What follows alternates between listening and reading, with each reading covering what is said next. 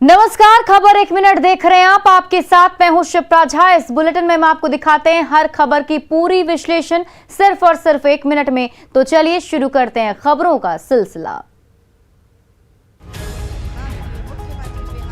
समाज सुधार अभियान के तहत सीएम नीतीश कुमार मुजफ्फरपुर पहुंचे। सीएम नीतीश कुमार ने सबसे पहले सीतामढ़ी, शिवहर, वैशाली और मुजफ्फरपुर जिलों की जीविका दीदियों से संवाद किया, उनकी समस्याएं सुनी। सीएम नीतीश ने मुजफ्फरपुर के MIT ग्राउंड में भी लोगों से शराब नहीं पीने की अपील की। सीएम ने कहा कि शराब से 200 से ज्यादा बीमारियां होती है। सीएम ने लोगों को नशे की बुराई के बारे में भी बताया और इसके प्रति जागरूक होने की अपील की। सीएम ने कहा कि शराबबंदी से परिवार में खुशहाली लौटी और परिवार की माली हालत बेहतर हुई है। मुजफ्फरपुर में सीएम नीतीश कुमार ने उन लोगों पर भी कटाक्ष किया जो लोग शराबबंदी के फैसले को गलत बता रहे हैं। सीएम नीतीश कुमार ने कहा कि आज बेटियां साइकिल चला रही हैं, लेकिन जब इसकी शुरुआत हुई तो लोग मजाक उड़ाते थे। उन्होंने कहा कि किसी में हिम्मत नहीं है कि लड़की साइकिल चलाएगी तो कोई उसे तंग करेगा। लोगों से सीएम ने बाल विवाह और दहेज प्रथा के खिलाफ अभियान चलाने की अपील की।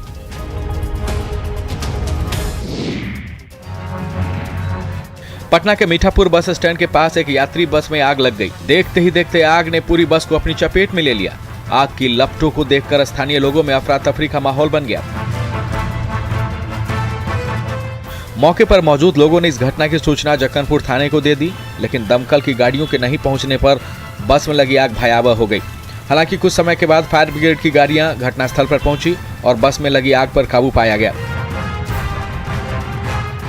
बस में आग लगने की घटना कोई नई बात नहीं है, लेकिन बीच शहर में खड़ी बस में आग लगना बस मालिकों और चालकों की लापरवाही को दिखाता है।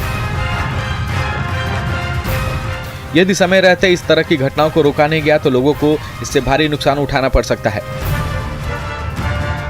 प्रशासन को चाहिए कि वह निजी यात्री बसों को समय समय पर फिटनेस की जांच करने के लिए कहें, जिससे इस तरह की घटनाओं को रोका जा सके।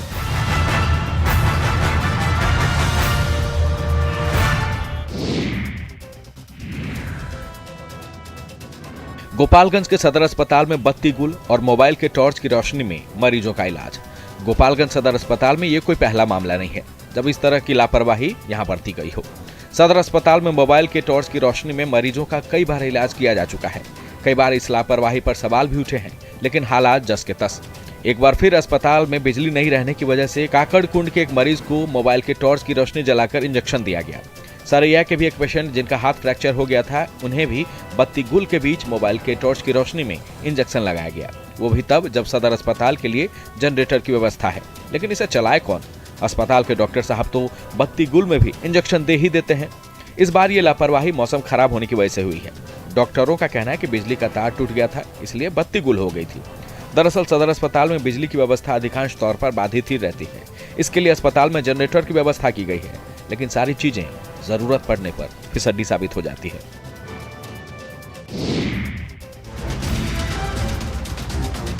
सासाराम में कंपकपाती ठंड से लोग परेशान हैं। घने कुहासे और ठंड की वजह से दुकानदार भी जल्द ही अपनी दुकानें बंद कर घरों की ओर निकल जाते हैं। दुकानदार के घर जाते ही वक्त शुरू हो जाता है चोरों का। हाल ये है कि चोरी की घटनाओं में इलाके में बढ़ोतरी हुई है। घरों के ताले तोड़कर चोरी करने के साथ साथ अब ये चोर दुकानों को अपना निशाना बना रहे हैं। पुरानी बस स्टैंड में भी चोरों ने 6 से ज्यादा दुकानों को अपना निशाना बनाया है। पोस्ट ऑफिस से पुरानी बस स्टैंड की तरफ जाने वाले रास्ते में कई फुटपाथ के दुकानों में चोरों ने चोरी की है। चोरों ने दुकान का शटर तोड़कर दुकानों से लाखों के सामान चुरा लिए हैं। गले में रखी नकद को भी ये चोर अपने साथ ले गए। गैस चूल्हा रिपेयरिंग की दुकान हो या फिर जूते चप्पल के मरम्मती की दुकान, फुटपाथ की दुकान हो या छोटी सी गुमटी, सभी को चोरों ने निशाना बनाया है। सुबह जब ये दुकानदार अपनी दुकानों को खोलने आए तो दुकान का टूटा ताला देखकर ही मामला समझ गए। चोरी की शिकायत फुटपाथ दुकानदारों ने पुलिस से की है।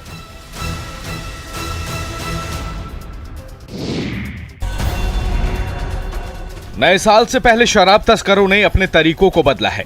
गाड़ियों से शराब तस्करी तो आम बात है, लेकिन अब ये तस्कर अपने शरीर में शराब छिपाकर तस्करी कर रहे हैं।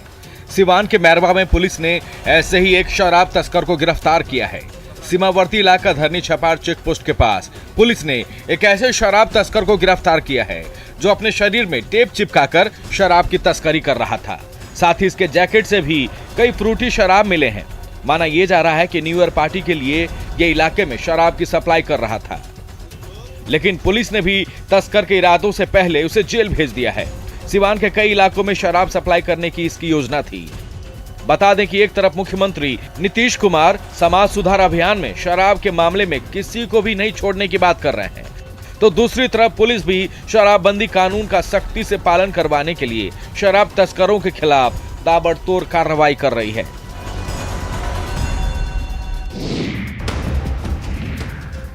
रात के अंधेरे में हर तरफ सन्नाटा पसरा है। सड़क किनारे दो बाइक खड़ी हैं, तभी दो नकाबपोश अपराधी दबे पांव पहुंचते हैं। हर तरफ नजरें घुमाते हैं। जैसे ही रास्ता साफ नजर आता है, हैंडल अनलॉक करते हैं, बाइक को यू टर्न करके सड़क की ओर ले जाते हैं और घसीटते हुए वहां से ओझल हो जाते हैं।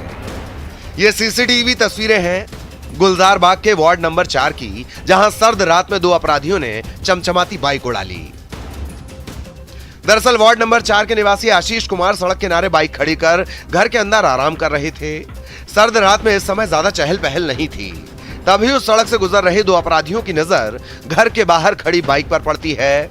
जब रास्ता साफ दिखता है तो दोनों अपराधी हैंडल के लॉक पर वार करने लगते हैं। थोड़ी देर के प्रयास में जैसे ही हैंडल खुलता है, वैसे ही दोनों अपराधी बाइक लेकर 9-2-11 हो जाते हैं।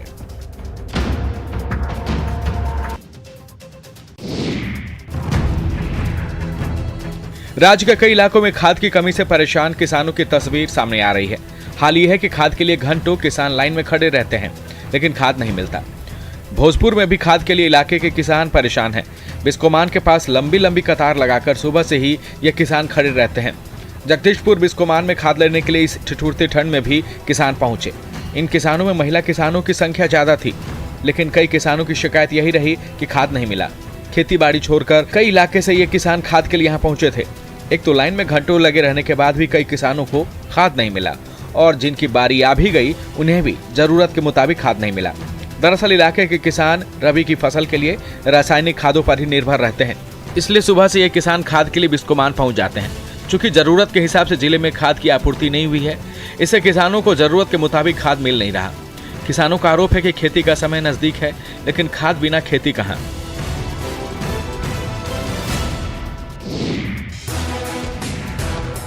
कोरोना काल में एनटीपीसी बुरी तरह प्रभावित हुआ था, लेकिन एनटीपीसी के लिए ये बुरा वक्त सबक की तरह रहा। एनटीपीसी ने बिजली उत्पादन के साथ साथ लोगों की मदद का भी संकल्प लिया और देखते ही देखते बाढ़ के एनटीपीसी के अस्पताल परिसर में ऑक्सीजन उत्पादन संयंत्र का निर्माण किया। 3 महीने में 1 करोड़ की लागत से इस ऑक्सीजन उत्पादन संयंत्र का निर्माण किया गया है। अस्पताल परिसर में पीएसए तकनीक पर रिकॉर्ड समय में एनटीपीसी ने ऑक्सीजन उत्पादन संयंत्र की शुरुआत की है। अब इस ऑक्सीजन उत्पादन संयंत्र में 1 घंटे के भीतर 8 से 10 जंबो टाइप ऑक्सीजन सिलेंडर को रिफिल किया जा सकता है। कोरोना की इस संभावित तीसरी लहर को देखते हुए एनटीपीसी की ये पहल राहत लेकर आई है। माना यह भी जा रहा है कि कोरोना के इस नए ओमिक्रॉन वेरिएंट में इस ऑक्सीजन उत्पादन संयंत्र के बन जाने से आसपास के लोगों को दिक्कतें नहीं होगी। आसपास के कई किलोमीटर में रहने वाले लोगों को ऑक्सीजन की दिक्कतें नहीं होगी।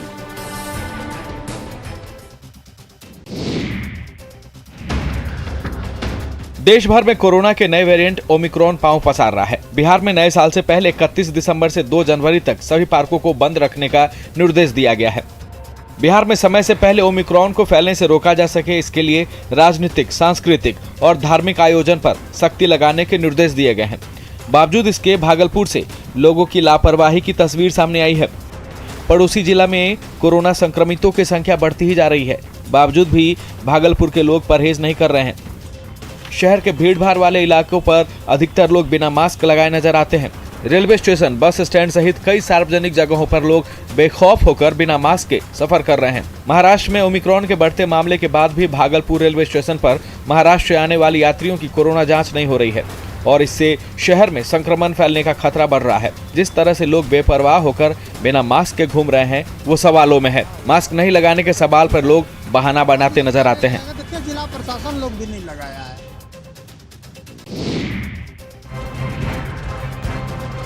पलामू के सतबरवा प्रखंड में एक नहर किनारे आलू की सैकड़ों बोरियां फेंकी हुई मिली है। पोची गांव में नहर के किनारे लगभग 100 बोरे आलू के बीज लावारिस हाल में फेंके जाने से आसपास के किसान हैरत में हैं। आलू किसने फेंका और क्यों फेंका उसकी जानकारी अब तक नहीं है। सतवरवा के पोची और ठेमी गांव में 3 जगहों पर भारी मात्रा में आलू फेंके हुए मिले हैं। ग्रामीणों का आशंका है कि कालाबाजारी के लिए आलू रखे गए थे और अंत में इसे फेंक दिया गया है। आलू फेंके जाने की खबर मिलते ही यहां गांव वाले आलू उठाने पहुंच गए। किसानों का कहना है कि आलू की इतनी बीज अगर बाजार में मिल जाते तो बाजार में बीज का भाव सस्ता होता, जिससे इलाके में आलू की खूब खेती हो सकती थी। बता दें कि आलू की रोपाई के समय कई किसानों ने लगभग 50 रुपए प्रति किलो के हिसाब से आलू के बीज खरीदे थे। कालाबाजारी के कारण बीज का भाव बढ़ जाता है, जिससे किसानों को नुकसान होता है। सदर एसडीएम ने कहा कि कृषि विभाग से बात कर इसकी जांच की जाएगी।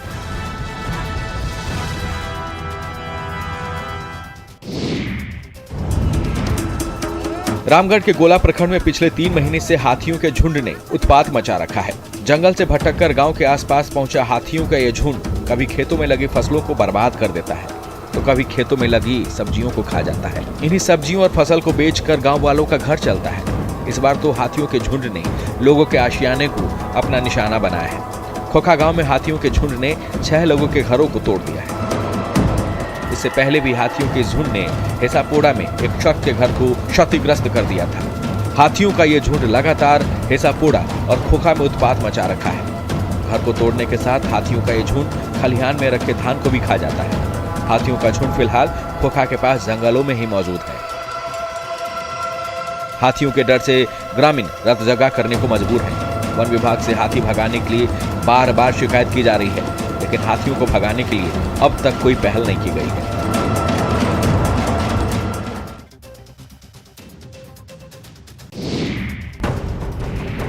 मधुबनी के कई इलाकों में ठंड की वजह से लोग परेशान हैं। इन कंपकपाती ठंड के बीच वैसे लोगों की परेशानियां और बढ़ जाती है जो बेसहारा है। ठिठुरते ठंड में ठौर की व्यवस्था नहीं है, खासकर वैसे लोग जो सड़क किनारे रहकर गुजर बसर करते हैं।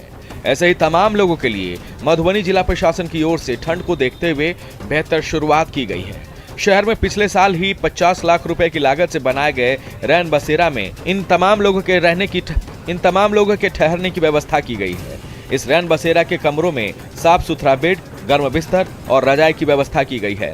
जिला प्रशासन के इस रैन बसेरा में बेड के साथ साथ सफाई पर भी खासा फोकस किया गया है। यानी इस ठंड के दौरान अगर आप शहर में फंसे हुए हैं, ठौर का ठिकाना नहीं है, तो बेझिझक इस रैन बसेरा में पहुंच जाएं। रहने से लेकर खाने पीने की व्यवस्था यहाँ की गई है। लेकिन रैन बसेरा में जिस तरह से कई लोगों को एक साथ बिठाकर खाना खिलाया जा रहा है, कोरोना के इस नए ओमिक्रॉन वेरिएंट के बीच ये सवालों में है।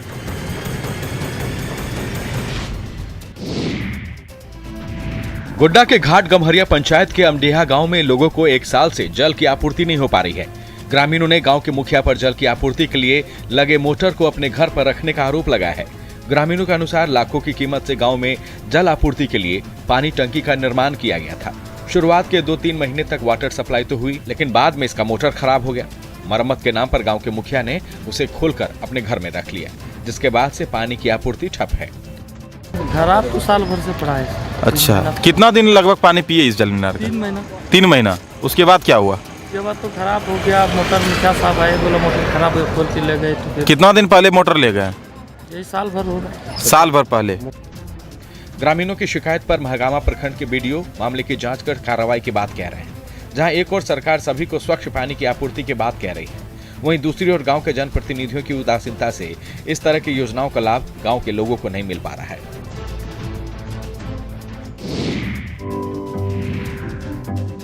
बेलन के जोर से विशालकाय चौकी पर मैदे की लंबी परत बिछने लगी है। अब तेज धार चाकू उस परत के कई हिस्से करने लगा है। मैदे के यही छोटे छोटे टुकड़े खौलती कड़ाही में तलते ही फूलने लगते हैं। शुद्ध घी में पके ये सफेद टुकड़े जैसे ही चीनी की चाशनी में नहा लेते हैं, खस्ता और लजीज खाजा तैयार हो जाता है। जी हाँ, ये सिलाव का वही विश्व प्रसिद्ध खाजा है जिसका नाम सुनकर ही मुंह में पानी आने लगता है। सिलाव की सड़क के किनारे ये काली साह की चर्चित खाजा दुकान है, जहां हर दिन सैकड़ों क्विंटल खाजा बनता है और हाथों हाथ बिक जाता है। जो खुद काली साह की दुकान तक नहीं पहुंच पाते, वो ऑनलाइन ऑर्डर के जरिए सिलाव का स्वादिष्ट खाजा अपने घर मंगा लेते हैं और सिलाव का ये प्रसिद्ध जायका सिलाव से सैकड़ों और हजारों किलोमीटर दूर तक बिहार की खुशबू फैलाता है।